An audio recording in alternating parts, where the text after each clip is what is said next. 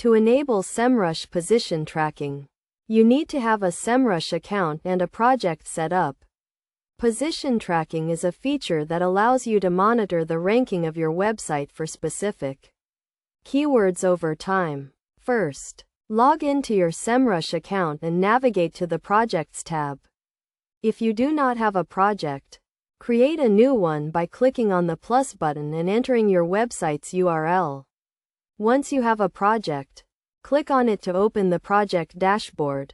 In the project dashboard, you will see a menu on the left-hand side. Click on the position tracking option from the menu. If you have not set up position tracking before, you will see a Setup button. Click on the Setup button to start the process. You will be asked to enter the keywords you want to track.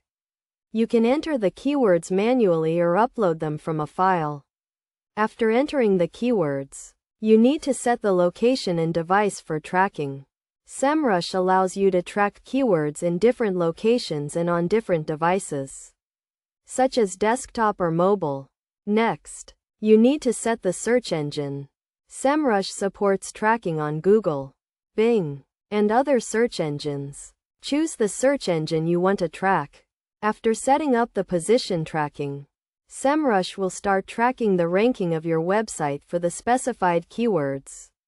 You can view the tracking data in the position tracking report, which shows the current ranking, the change in ranking over time, and the average position. To get the most out of position tracking, it is essential to track the right keywords. Choose keywords that are relevant to your business and have a significant search volume. You should also track your competitors to see how they are ranking for the same keywords. In conclusion, enabling Semrush position tracking is a straightforward process that helps you monitor the ranking of your website for specific keywords.